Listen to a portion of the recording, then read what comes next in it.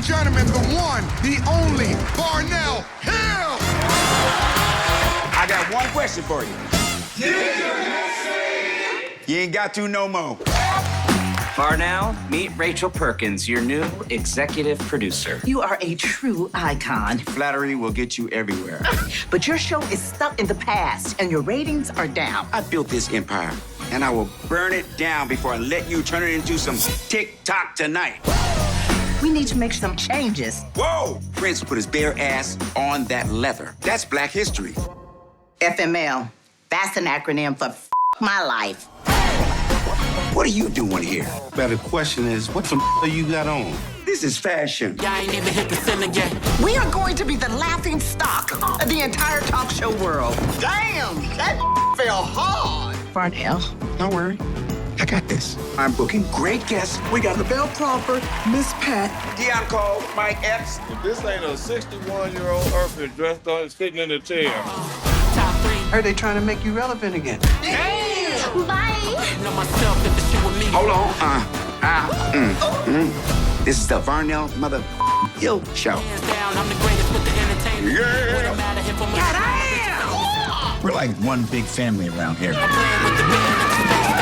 The board meets next week to make a decision on the show. I can fix this. Varnell Man can. Bill Varnell man king. The Varnell Man can. Let's get into it. First big step. Take it to the top of the clouds.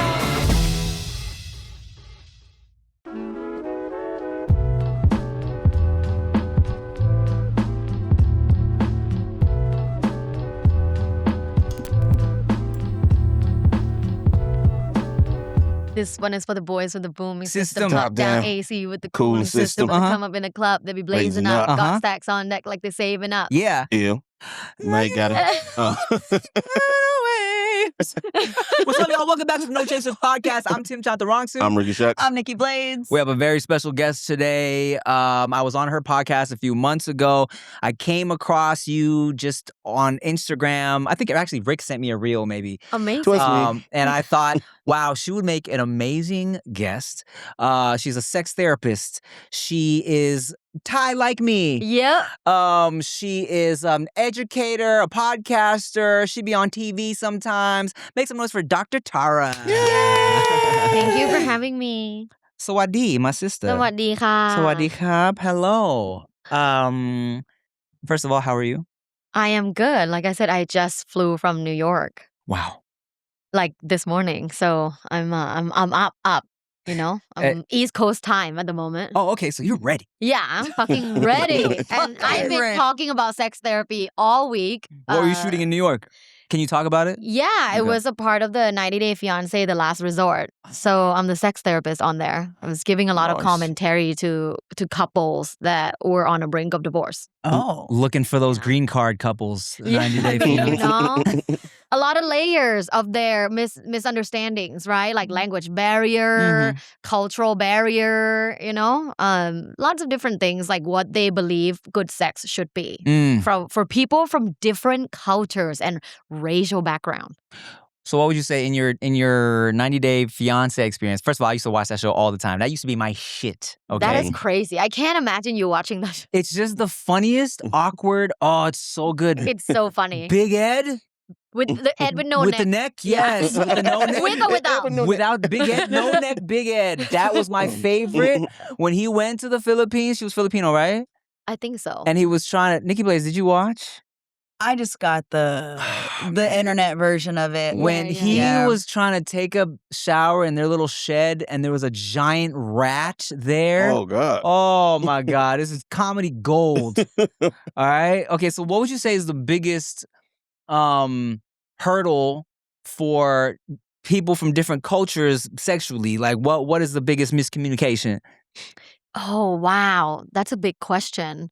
I think the biggest miscommunication is gender roles. Okay. Yeah, especially on that show, being, you know, there are some men that are, for example, like from specific religious background or cultural background, and they expect women to be like a certain way.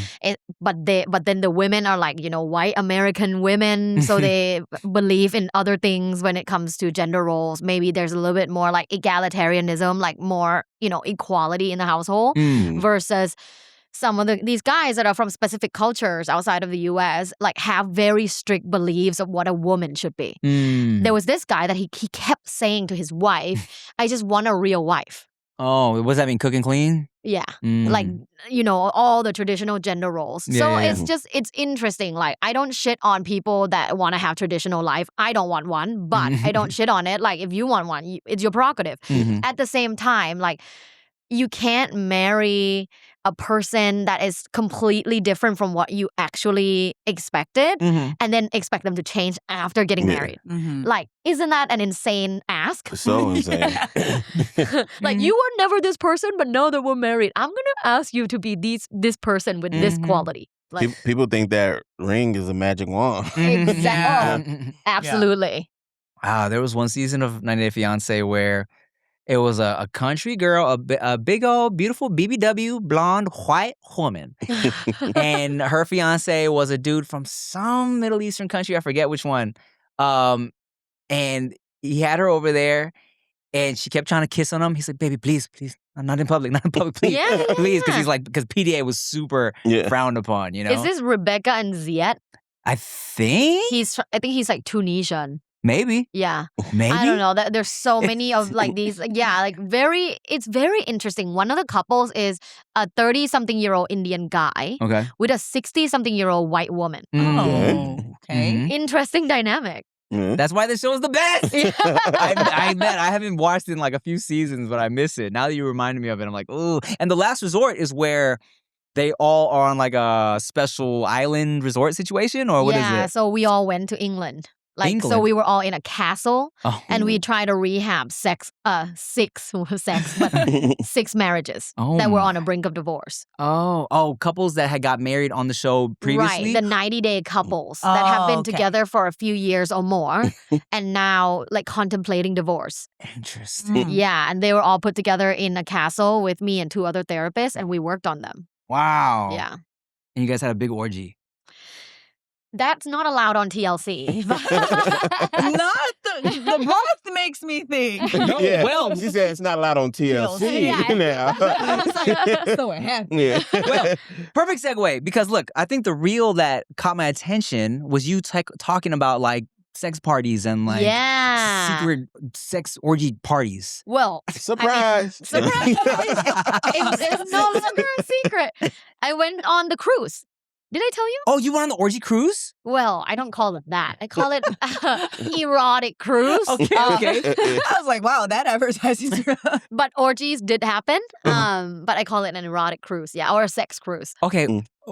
Why did you go on? To participate or to observe? No, I went on to speak. So I was. Wait a minute. I know. Maybe she. No. But you know, stuff happens at these places. But my main task was to be their keynote speaker. So every day, I taught the couples something from like sex personality test to sexual meditation to how to dirty talk to checking in with like the couples, like group sex therapy, stuff like that. So every day I gave a talk. But yes, so throughout the day, there's like so many different activities. There's like naked pool parties almost every day. Really? So fun, so liberating. I definitely participated in that because like I don't care. I love nudity and I just love when people are so comfortable with themselves. For sure. On this cruise, it was really interesting because there is a stereotype that swingers are like only old people. But on this cruise, I would say it ranged from people that the youngest couple that I talked to were 28. Okay. And then it definitely went up to like 68. Yeah.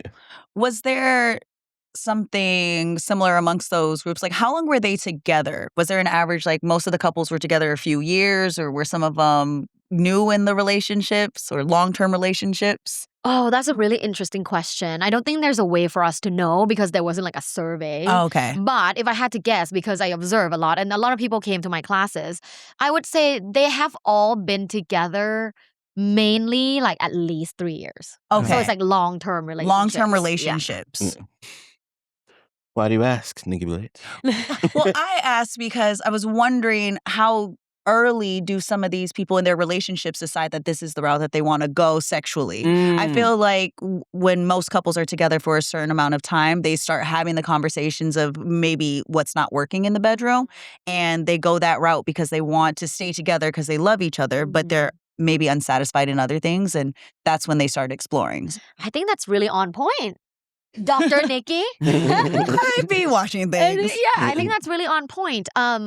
You know, it's interesting because the couples that can go to these things together and have the most fun and connecting time and also have the most fun with other people are the couples that are very secure. Yeah. And in order to be secure, I don't know if you can start a relationship by having sex with multiple people like at the start. You know, I'm sure you can because I have observed other non-monogamous couples do it, but that's not how I started. Like my partner and I did not start by being completely open.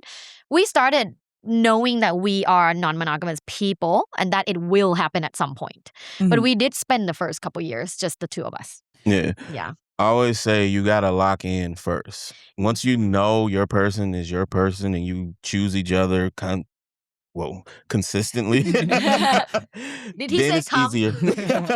Once you choose your persons come all the time, Consistently. then you can go have other come. Yes. Wow. We need a t-shirt. Bam, right You need there. to make this t-shirt. Let's go. Consistency. Consistently. Consistently. Yeah. Well, let me ask you this. How would a man who's in a committed relationship, marriage, Ask for a friend. convince his wife to go on a cruise? You just said the wrong word right there. Once you got to convince, it's all bad. You are educated, sir. Convince is definitely not the right word. However, How would a man force? Oh, God. Manipulate. Listen, would I be able to gaslight her into this? Strongly persuade. God, these comedians. You mean enlighten her Sure. for the brighter path? I mean, not my wife. That sounds like Yeah. manipulation to me. It's Buddhism. It's Tantra. Yes. I would say education is the most powerful tool. The more information she gets that's like actually not salacious, biased information, but just like simple education. I have an episode where I just talk about my experience, and it's not about the orgies. It's about the people I met, the food that was on there, the shows that I watched, the other classes that I attended, even as an educator, and how amazing it was as an experience. And of course, you know, the playrooms were fun too, but like there's so many other things that go on these cruises. And here's the kicker. Here's the most surprising thing I found. About 30% of the people on this cruise and the people that I've met were monogamous. They just were on there to vibe. Like they wanted the erotic vibe. They wanted to watch other people have sex, real life porn. They wanted to be going to these sex classes, you know, how to eat pussy, how to better give a blowjob, how to give sensual massage, how, you know, they wanted to improve their intimacy. They did not have to have sex with anybody else apart from their partner. So, yeah, go. Like, you can be one of these monogamous couples that go to a sex cruise and just enjoy it. Hear that, friend of mine? Do you hear that? You remember Real Sex on HBO, right? Of course. Sounds like a real life version of that, where you're getting to observe and then figure out how comfortable you are. For a couple that is monogamous, how do you feel like the conversation starts with wanting to explore more things sexually? I would say like the media mention method. So like, for example, if there was going to be a clip of what I just said, I would say like send your partner a clip like that and said, that's so interesting, like this erotic. Look at this thing that came across my That's so algorithm. interesting. Look at this clip from my podcast. Yeah. 30% monogamous couples go on the sex cruise to rekindle their intimacy. Like, it's a thing, you know? Maybe start by that. Like, oh, that was an interesting fact. Like, and maybe that's something that we can talk about when I get home, or, you know, that next time we go on a date or whatever. But I think the media mention method is typically good because it's it's insinuating that you just came across something rather than I have been thinking about this for a long time. Yeah. Yeah, people get really insecure when you ask about something, when you ask for something new, because they wonder how long have you been thinking about this. Yeah. Well, I can give testimony because I was in an open relationship, right? And I completely understood it in my head. But then there were other things that I didn't know, you know what I'm saying? And we ended up going to Hedonism 2 in Jamaica. And on the way there, I'm thinking this just about to be freaky, everybody fucking all over the place, right? And we get there, and it was really just a bunch of old naked people. But I stayed on the prude beach. I didn't go to the nude beach, so I don't know what was over there. But there was still naked people on the prude beach. And I learned like, oh, okay, so they're kind of on the same page as me. Because my thing was the freedom. It was never like, I just want to fuck everybody. I want you, but I want to fuck everybody. It was just both of us having that freedom to, if it came up, we do it. It wasn't just about the sex. But I was still thinking that about other things like hedonism. So when I went there and I saw it, I was like, oh, okay, yeah, they just want to be free. They just like to be naked. And some people were doing certain things with their partners, but it wasn't a bunch of orgies and shit like that. So yeah, going and seeing is really the way you learn. Yeah, preach. Take that, his friend. Oh no. Still asking for a friend. Yeah. How long have you been in the sex therapy expert business? So I have been an educator because my background is a professor. I have been a professor for almost 15 years now, but my private practice is 6 years. Oh, okay. Yeah. So what made you go into this field? You know, it's like a culmination of different things. First off, I'm originally from Thailand. You're not from Thailand, right? Like you I was were born and out raised here, here. Yeah. Fake. He He's not a fob. He didn't come on a boat. He ain't no fob like I came on a boat.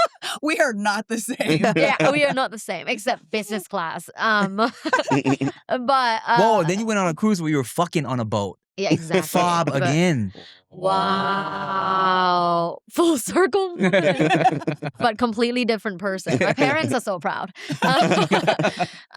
So I was born and raised in Thailand, in Bangkok, by a very religious family. And I also went to a very religious school. Interesting. So I grew up with a lot of confusion, a lot of like religious shame, a lot of just in general, I felt like I was weird and not normal for being interested in like genitals or porn or you know sexy scenes in the movies when my friends were all like ew, I was like ooh. You know, like I've always had interest, but I've always thought like I was a pervert or just like a really weird person and I need to not tell anyone because it's shameful. But then I got to go to high school abroad.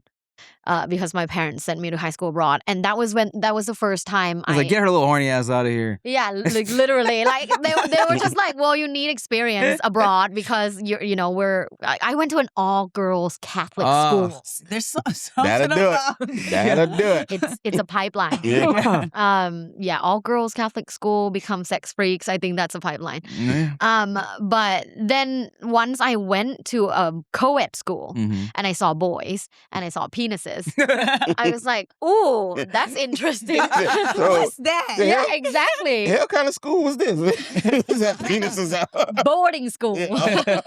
And started exploring and finally felt free. You know, when you said about freedom, like you just wanted to feel like there was freedom. I think all people want to feel that way.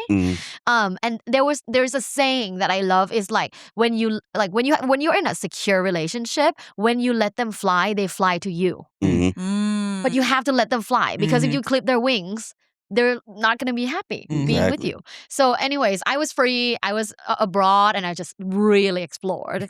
And from that, then, I started thinking, oh, wow, like I wanted to explore more about like relationships and particularly like cross-cultural relationships because I was in a relationship with multiple people that are not from my culture.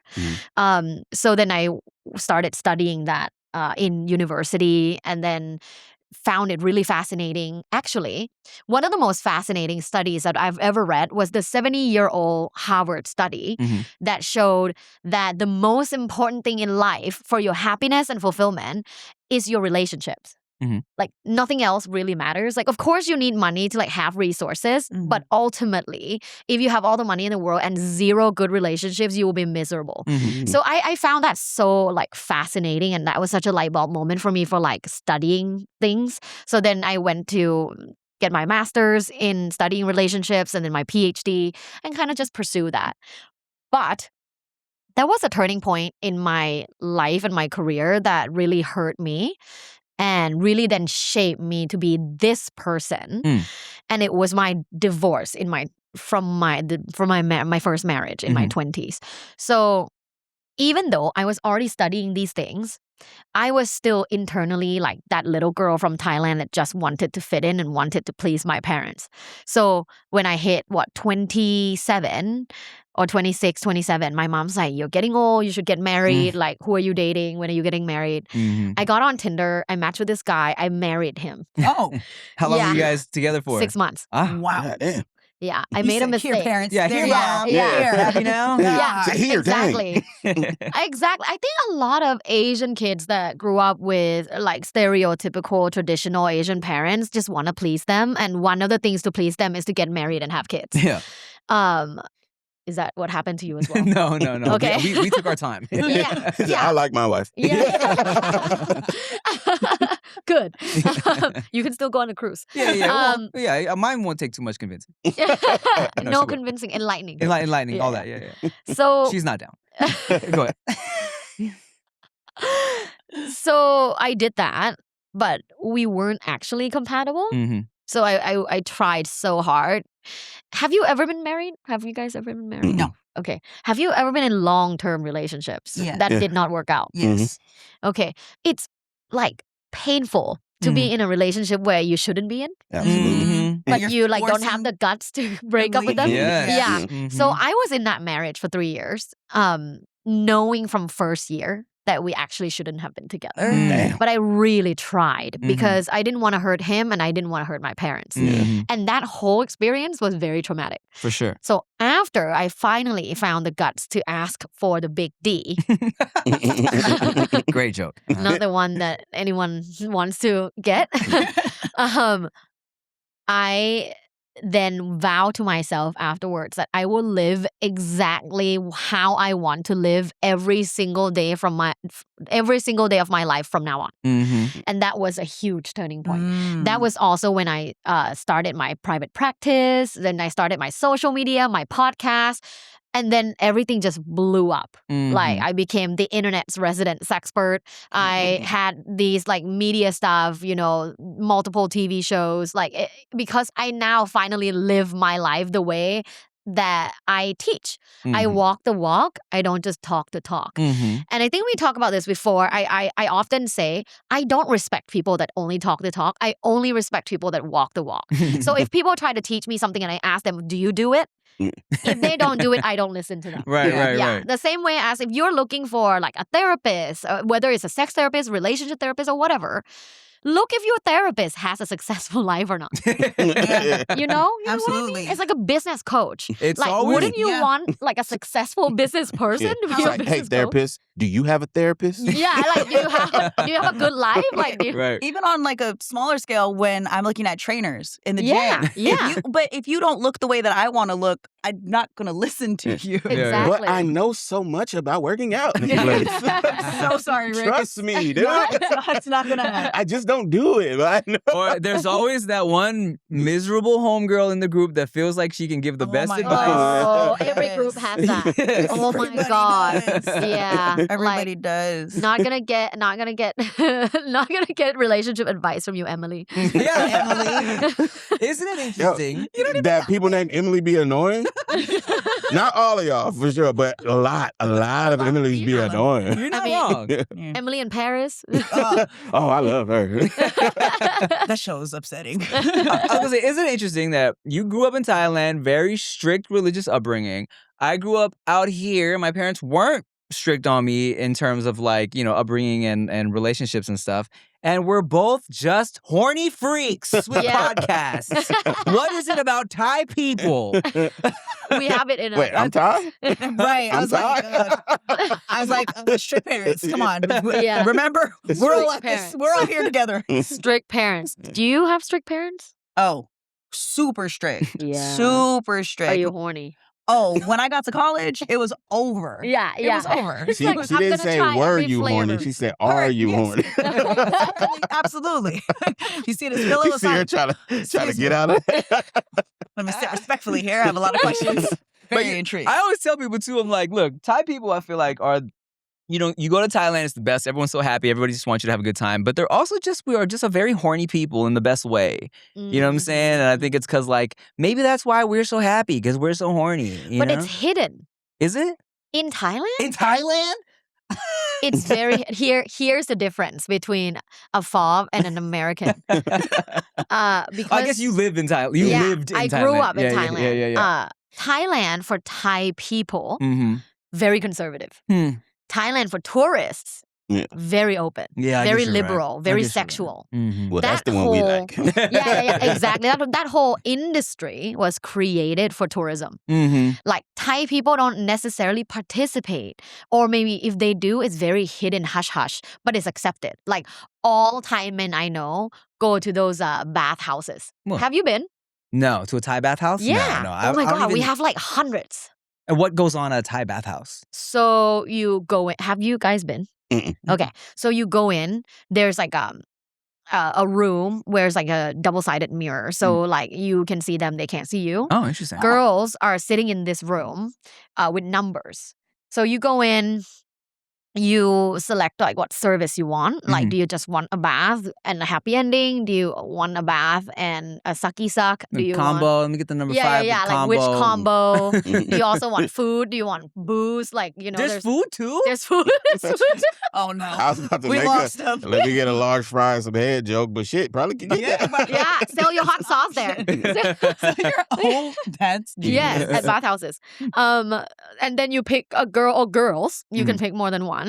They come out, you like negotiate what's gonna happen and a fee, and then they take you to the room that has a bed, a mirror on top of the ceiling. Oh, it's like a bunny ranch. Yeah, like a bed that can spin as well sometimes, like high-end places, and then a bath. So they start by undressing you, and then they put you in the bath, and then they give you a bath. Mm-hmm. And then transfer you to the bed, give you a little massage, but it's not great massage. Because the goal is to then get to the happy ending of some sort, whether it's hand job, blow job, or full sex, depending on how much you're paying. And yeah, you usually just pay by service and per hour as well. That's like the bathhouse. Fun. Yeah, Fun. it's like technically, legally not legal. But it's so accepted in the culture. It's everywhere. I'm not kidding. There are hundreds of them. I mean, I bet. I mean, there's hundreds of them out here with like jack off massage places. You just pop them out, be like, oh, that's a jack off massage for sure. But when foot you spa, go, you say. Reflexology? Yeah. Okay. I know what that especially means. when it's all blacked out, right? Like curtains. Yeah, I'm like, that's Foot spa open at 3 a.m. All right. But I will say this, because people always ask me how my parents feel about me making like penis and vagina jokes all the time. And I always say I grew up around just old type people making inappropriate jokes. You know what I'm saying? That's Really? how, like my parents were always. Maybe that's why they're here. Maybe they got ran out of town. So get your horny ass out of here, man. I am seeing this discrepancy. Yeah. Like none of my seniors do that. Like Really? my aunt, uncle, like no one does sex jokes growing up. Like that's crazy. All my parents' friends that would come to the restaurant, it was always all I hear were dirty jokes. If someone ordered a plate of oysters, it was all this looks like that joke and vagina jokes. Like that's what it always was. I feel like the common ground between you two being horny is the schooling. It's like you guys went to a school that was literally making everything you did wrong and you had to deal with God. Like you guys weren't able to do that. So when you had the chance, it seems that I got that. Anytime I hear somebody went to a Catholic, private, rich, anything that is different than public. It's like, oh, y'all couldn't do anything. You had to sneak around, you had to lie. And then most of the time it was all boys or all girls schools. And you guys are just looking at other get other of the same people as you every day and you want to explore and then you get the chance. That and strict parents. I mean, those two. I feel like that's a good analysis. I was a horny boy with not strict parents. You know what I'm saying? Yeah. I went to Catholic school for 1 year, was not horny then. Came out horny? Yeah, came out with the public school, got horned the fuck up in the public school. It's a thing. Yeah. And then, because like all the men in my family on my dad's side went to an all-boys high school. Bourbon Day. Dang. I was the first to be like, nah, brother. Elaine is here. I'm not going to no goddamn. So then he tried to put me in a magnet school, and I was like, brother, Elaine is here. And then she went to that exact school he was trying to put me in. Damn. But whatever, I kept my horniness. And that's okay. So your dad and your uncle went to all boys school? My dad, my uncle, my cousins. Wow. Did they participate in the circle jerk off? I've always heard that in boys' Let's call school. and ask. Yeah. Should Hey, we do that? Should we do that now? You ever jack off with a bunch of dudes at school? In a circle. Yeah. Specific. Yeah. I've always heard about that. I don't know. They never told me about no circle jerk. My dad told me, like, when he was growing up as a teenager, when you got to a certain point, if the homies found out that you were still a virgin, they would grab you, drag you to the prostitutes. Oh. Really? No. They would grab you, jack you off. Like, whoa. Oh. I'm still a virgin, dog. That was just nasty. That's a good friend. Nah, he said the homies would like basically drag them, hey, go, put them in a room with a prostitute and be like, handle that, you know? Handle that. Yeah, there you go. Wow. Can I ask a question about sexual debut? Sure. When did everyone have their sexual debut? Like when you say debut, you talking about virginity specifically? Yeah. I was what I think the kids would call a late bloomer. I was 18. So it wasn't until after I graduated high school, actually. But before that, you weren't doing like hand stuff? Yeah, before that, we were doing everything. So I was going to say, I went to a Catholic school for 1 year, but me and the girl I was dating at the time, we went into it horny. You know what I'm saying? So we was like 14, 15, like just trying to figure out how to go down on each other properly, you know? And then after we broke up, I was still a horny boy. I just didn't want to get into another relationship. So I never really had the opportunity up until like after high school, you know? But do you remember your first time? Yeah, of course. Of course. What was it like? It was a mess. Only because it was a bunch of unfortunate circumstances. Like we weren't a couple. She was a girl that was like I had canoodled with in the past, who we were just hanging out as friends. But I was like, nah, man, I was like, she's hot. In my head, I'm like, this is the girl that's gonna take my virginity, right? So we started messing around, but I was late for my shift at Foot Locker. And then, me being like, I didn't know what was going on. Of course, like upon pulling out, I was like, I don't know. I might have got that little first initial skeet in you. She's like, she's well, now what? And I was like, Plan B, I guess. So then we had to go to a very specific Rite Aid, and I was late for work, and then I like, of course I didn't last longer than like, a handful of pumps or whatever, just a good 20 seconds, if that, being generous. It was like bum. Maybe. It was like, McLovin is super bad. Oh my God, it's in. And then I'm done. And then so I got to work, and here's the crazy shit. Like, I've told this story a long time ago, but I got there, I called my boss at Foot Locker. I was like, Rob, yo, my homegirl, she fell, she broke her arms fucked up. I need to take her to the doctor. We have no one else to take her to the hospital right now. He's like, all right, well, take care of your friend, whatever. I get to work. He was like, you weren't lying, were you? I was like, nah, man. He's like, your friend's okay? I'm like, my friend's great. He's like, all right, good. You weren't like, trying to get it in with the prom queen or anything, were you? And that's crazy because this was my homecoming date. I took her to my homecoming. I was like, what? No, man. So what are they paying these Foot Locker bosses? They got surveillance on me? But yeah, that was my first time. And then never see each other again. We're cool. But we never messed around again. No, that was that. Interesting. What about you? Lost my virginity 17. I was 17, but I was with my boyfriend for a year and a half before we did. It was his idea to not, though. Oh. So he was religious. I wasn't. Oh. And I hit on him initially. Like how the relationship started was girl. I saw him and he went to a different school than I did. And my friend just happened to go to the same school. I saw him playing basketball and I said, oh my God, who is that? And then next thing, and my friend went and told me, and then he came over, we talked, we exchanged numbers my freshman year of high school. And then we ended up together. I wanted to. Right away. I was horny. And I was horny. With like the emoji. I'm not gonna act like I wasn't.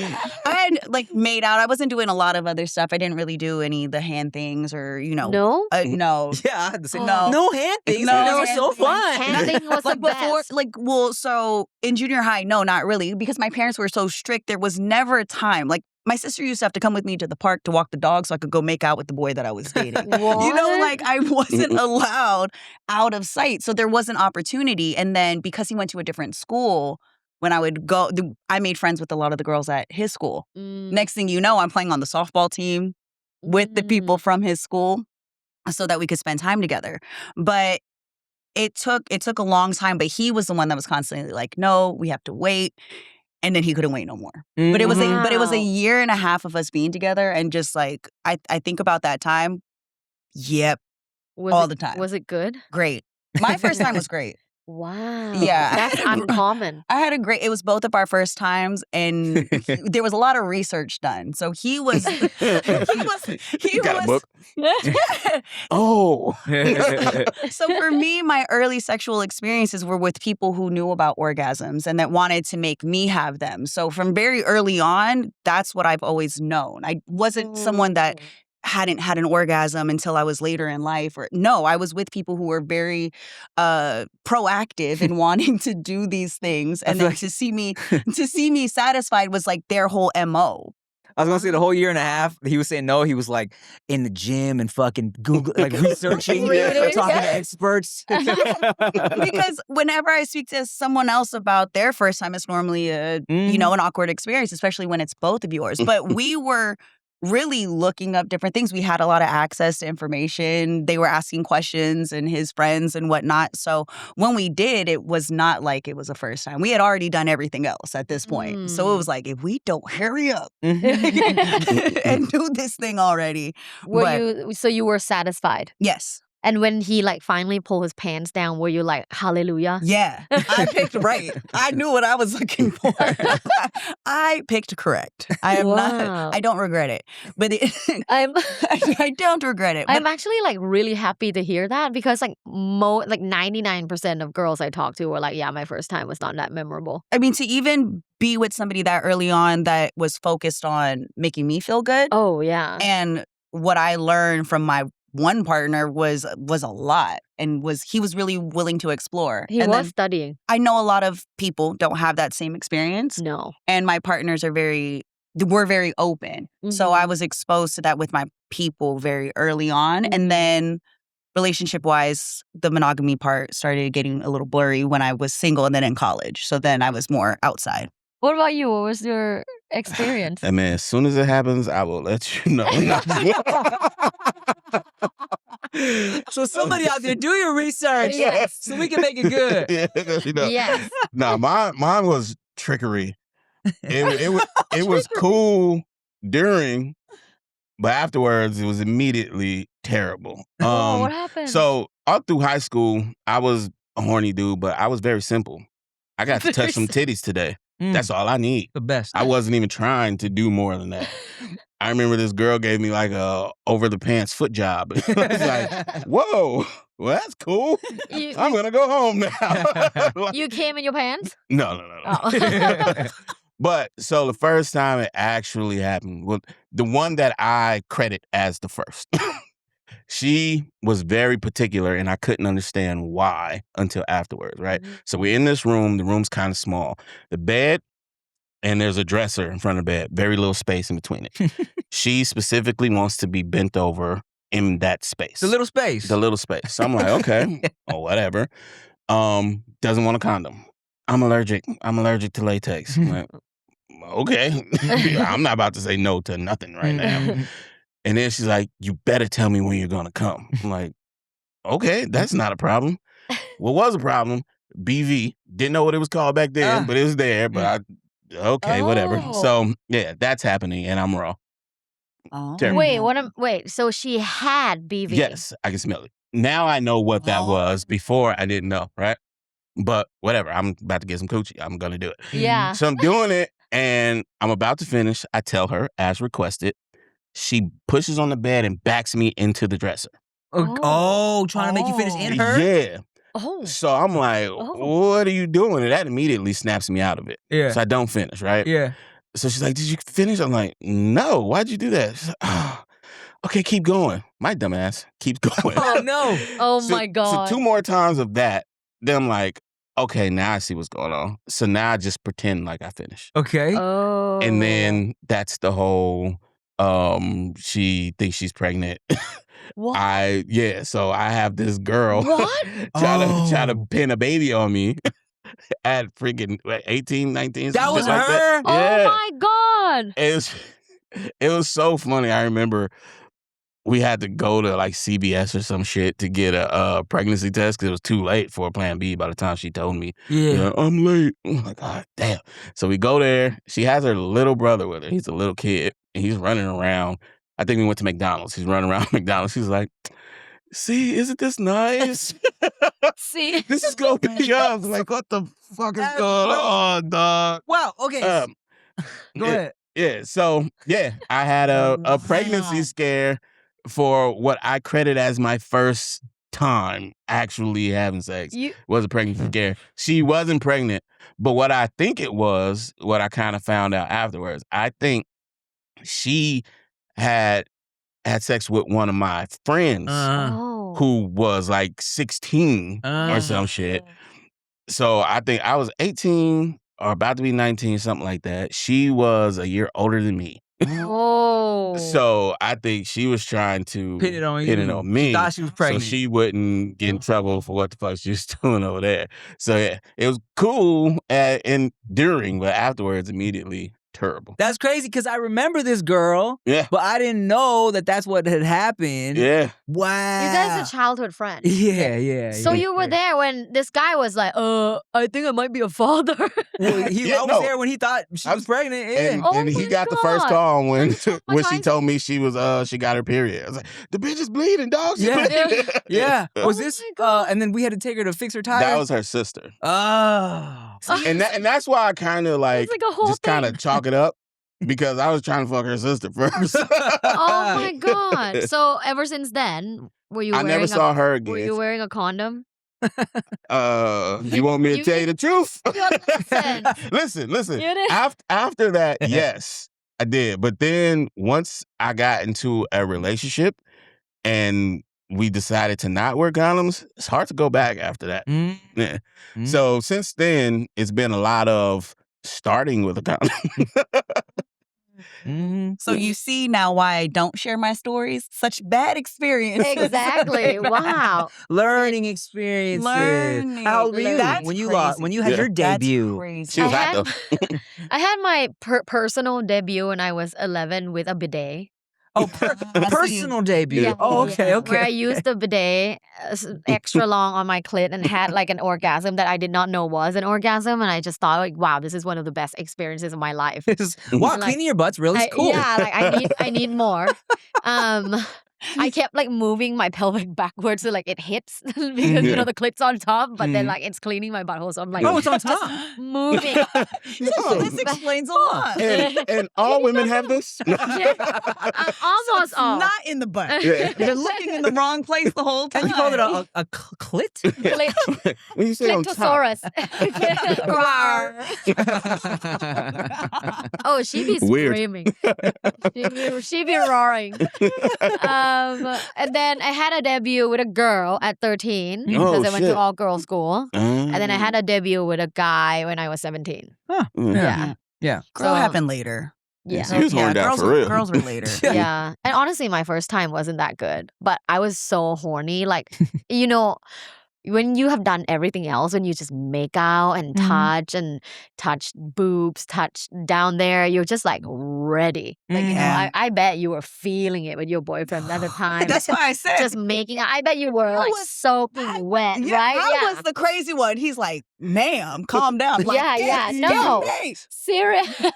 Why? And I'm not gonna lie, you go a year and a half of just this, and I don't know how. telling me no. Oh my God. I was like, why do you keep denying me of this? And we knew we were gonna be together, so it wasn't even a question of just because we were wanting each other, but fighting religion and parents and trying to figure all this out. I'm like, look, sir.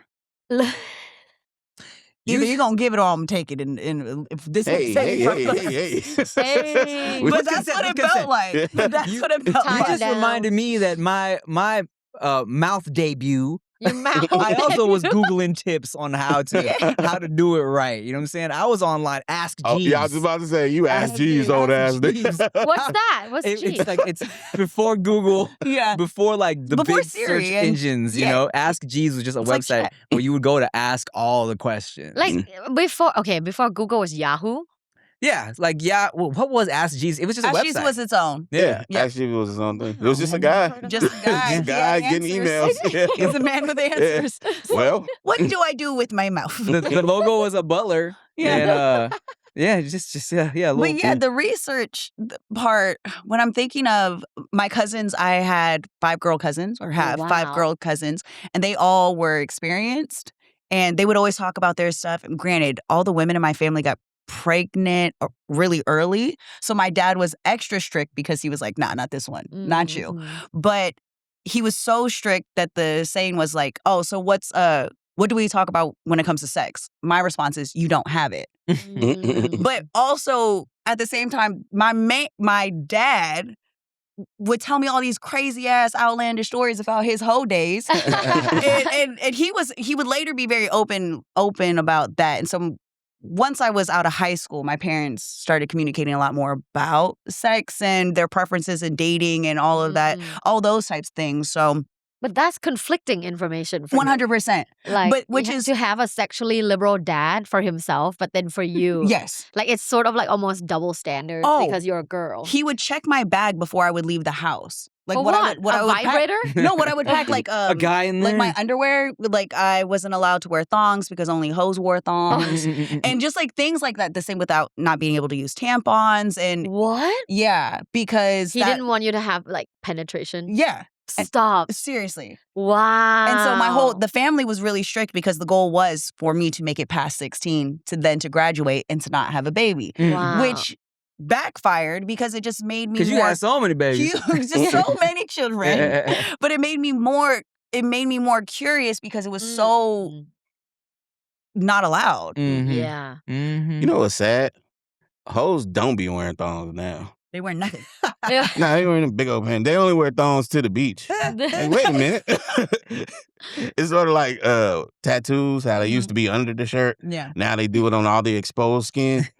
Girls wear underwear big as hell, then go to the beach and wear the thong where everybody can see. Like, a lot of women I know now don't wear underwear.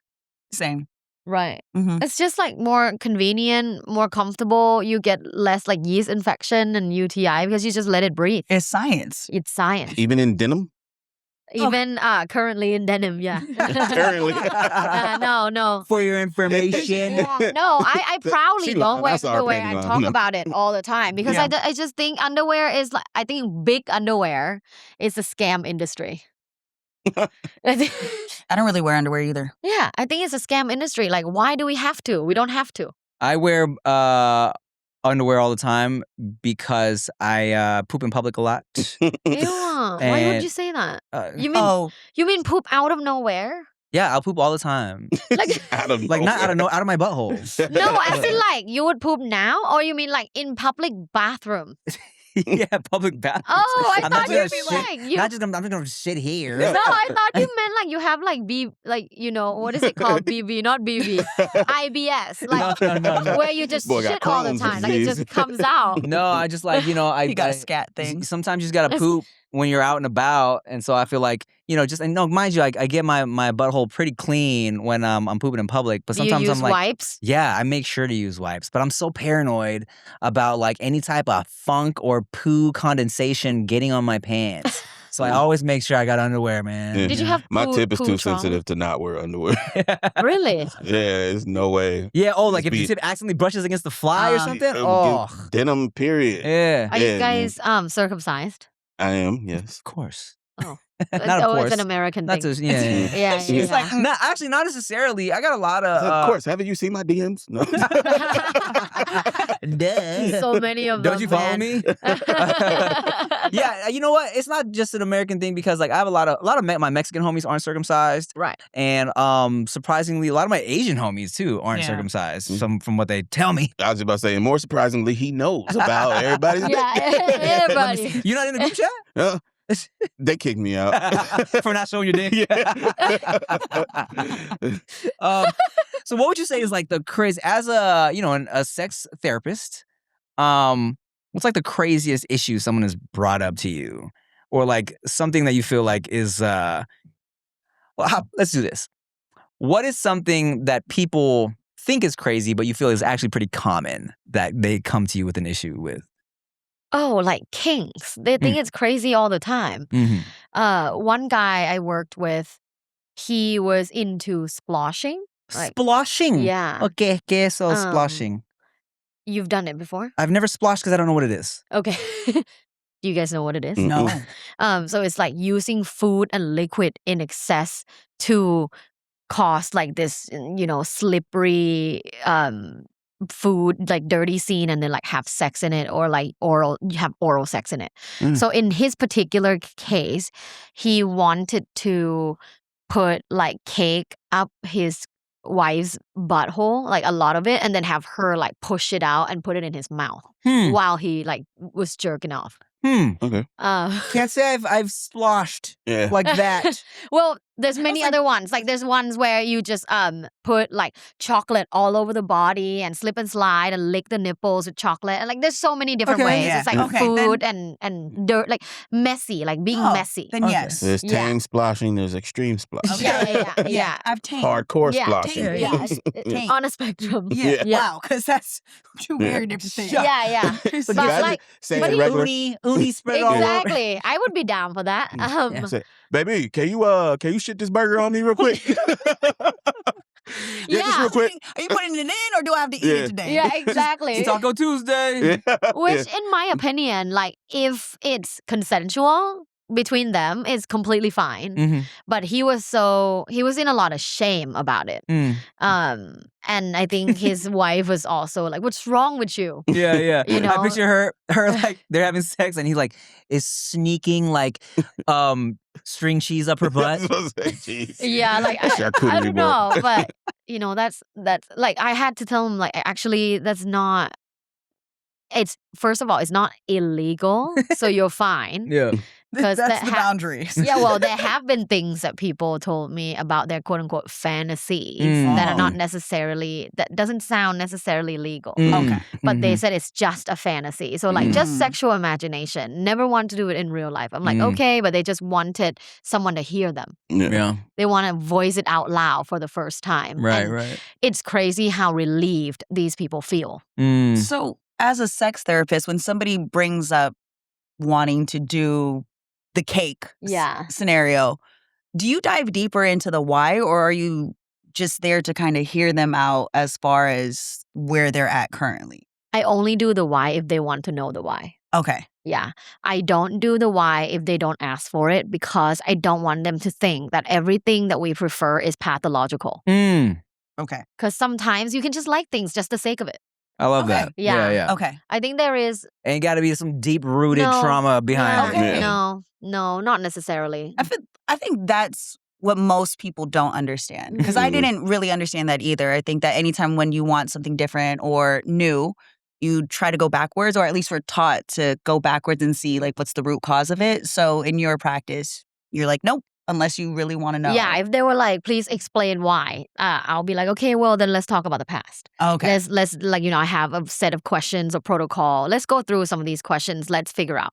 But a lot of times they don't want to know why. They want to know it's okay. Tell me why I want this beef satay shoved up my pee hole. I mean, oh, that's another one. Up the pee hole? Oh. Yeah. Sounding. That's another one. Sounding? Yeah. Can I ask, what is it called when you want people to pee on you? Water sports? Water sports. Yeah, water Okay. sports or piss play. Piss play. Yeah. Got it. yeah. Don't pee on me, but I know people who do participate. Washing. I do participate in it. Okay, wait, on the giving or receiving side? Either one. Okay, and Yeah. can I ask why? Sure. Okay, what do you get out of that? I think I just like taboo things. All right. Like I think it comes from when I was young, not having a lot of freedom, and now that I have freedom, I get to do whatever I find exciting, even though it might not be pleasurable. It's exciting. Like it has to serve a purpose. And trying something new like that, if I can accept it, like I don't do scat, right? I cannot do poop like ever at this lifetime. I can shit on someone. I don't mind that. No one can shit on me, but I will be down. Metaphor for life right there. Yeah, I will be down. On anyone. Yeah. Nobody's shitting on me. Exactly. King Kong cannot shit on me. That. That's on a t-shirt. Yeah, but if I'm dating someone and I love them and they were like, Tara, my only thing in life that I want is you shitting on my chest. Like I'll squat down and do that. Really? Yeah. Wait, but what if the only thing they want in life is shitting on your chest? How about I that? can't do that. That's my Wow, so boundary. you don't even love me. Wow.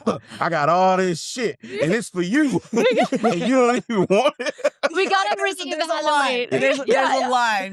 What if- I can't do that. And if my friend wants his wife to pee on him, how would I go back? That's a joke. Do it in the bathroom. Pedialyte. Yeah, shower. Yeah, do it in the shower. Do it in the bath. Mhm. Yeah. Well, what do you have to promote before we get out? I think that's a lovely place to end on. Anything you want? After talking about shitting, Yeah. and you talking about you pooping everywhere, and me thinking like, oh, you have Crohn's disease. Look, there's a lot of poop talk on this show. Yeah, there is. Yeah. Is it every episode? Poop talk? Pretty Yeah. much. It comes up. Poop and dick Wow. comes out. Yeah, every Oh, episode. yeah. Poop Literally. and what? Dick. They talk, yeah. Yeah. And pussy? We don't want to make her uncomfortable. Priorities. And then I don't want to make them uncomfortable. Yeah. So Oh, I see. that's why when We he, say coochie to Yeah. not make her Coochie. uncomfortable. What is your favorite word for vagina and vulva? her. Her. I call her her. Her. Yeah. I love that. Because those words feel weird when I say them. I'm not a dirty talk type of like person. pussy? Yeah, that feels weird. Really? Well, because it feels forced. Really? Yeah. Oh, I think it's the sexiest word. Really? Yeah, if I'm sleeping with someone, they better be saying. Oh, no. If I'm sleeping, I just be saying. Yeah, you better be saying all kinds of. Yeah. Look, I don't like to say it. And I've been with women before. So for me, that's still not even what I'm talking about when I'm talking to her. Right. I'm talking to her. Oh, I talk to okay. her. Do you do dirty talk? Not really. Really? I'm do not- you guys do? We had this conversation on your podcast. Yeah, you don't. You were like, what's your pH? She was like, give me some dirty talk. And I was like, what that smell like? Is it smelling weird? Maybe your pH is off. Maybe you is might this a wanna- story from him? The BV story? No, I feel like we've all had a BV Yeah. story. I have I'm a afraid BV of it. story. I was so embarrassed. I didn't know when I was young what I had, and like I had sex with like a guy, and he like powered through. Good job. We've all been there. Yeah, but I was like, oh, and then when I got older, well, not when I got older, like literally the next month when I kept smelling it, and finally, like I went to like this nurse at school, and she's like, oh, darling, don't worry, like I'll give you this pill, like it will treat it in 5 days. I'm like, thank you so much. Like I just didn't know what it was. I was so embarrassed. Like it smells so bad. But that when you were young, when you see this is an example, Mhm. you need sex education. Yeah. Like, It's why did I I agree. live with BV for 1 month when it could have been cleared out like that? And and we've talked about this before. It's like people always, it's the normalized joke of like, oh, you get some pussy, it's gonna smell like fish, it's gonna smell like shrimp. And it's like, that's not how it's supposed. Yes, there's Yeah. gonna be a natural like maybe like a must, or like everyone has their kind of like their like a little scent, right? Yeah. But like he's a connoisseur. He's like that using his hand. yeah, it's just It's a little twang. hints of ceviche. But like, you know, it's like that normalized joke that but in reality it's not supposed to smell like fish. Yeah, you know? it comes from the fear of talking to somebody about Right. it. So you just assume, okay, this is natural because I didn't do anything. It's just that's how it is. Grow up. Yeah. I remember that girl. She tweeted. I'm not gonna say who, but she was like, "Vagina has a smell. Okay, grow up. Get used to it." It's like, not exactly. I don't think like strong odor is normal. Right. And that's why we need to all get checked regularly. But some type of odor is normal. For sure. And putting a perfume down there is not normal. Yeah. Yeah, it's totally bad for you. No perfume down there, please. Unless it's Dolce & Gabbana light blue, because that's just pleasant. Do not don't put do it it. on your clit. But your if you vagina. want to do it, Put it on the tip of your dick. no, put it on the mound. Just put it on the See, mound. it hurts. Yeah. The mouth. Or just shove a whole degree stick up there. That's the way you do it. Old Spice stick just right up there. Burn her up. Don't take sex advice from Tim. That would be my last words. You guys can find me at my website lovebites.co. That's LUVBITES.co. That's also my Instagram, TikTok. My podcast is called Love Bites by Dr. Tara. Every episode is about sex, some sort of sex topic. I recently actually talk about tantra and how to have tantric sex, which I think everyone should learn to expand their toolbox for sex. And my book is called How Do You Like It? A Guide for Getting What You Want in Bed. Bang, bang. Download, buy her book, check out all her things. Check out the episode of her podcast that I'm on if you haven't seen it yet. It's actually a really great episode, I think. What? Actually, like, I just didn't expect. No, I actually expected it to be funny. It was really great because it's a great example of a celebrity talking about sex in a nonchalant way and not making it like, with a sex educator, and not making it like either just a joke or saying things that are like not true. I feel like in like, for example, in rap music, right? There's a lot of like misconceptions and a lot of sayings that are not true about sexuality. So I just like that, that was a good example. It was good job, Tim. Hey, I took human sexuality in college. Good job. Was it with me? I'm trying to help the kids too. You know what I'm saying? Help them kids. I am. Well, and when we say kids, we mean 18 and above. We won't get in trouble on YouTube. Kids, fuck. Yeah. Well, thank you once again. Hey, great guest. So lovely to have you on. My Thai sister. Yes, Kapun Ka. Appreciate it. Make sure y'all follow us on everything. Thanks for watching Goodie Brand. No, that's not my thing. Goodiebrand.com. Goodiebrand.com. Follow us on everything. I'm Tim Chantarangsu. I'm Ricky Shucks. I'm Nikki Blades. Bye.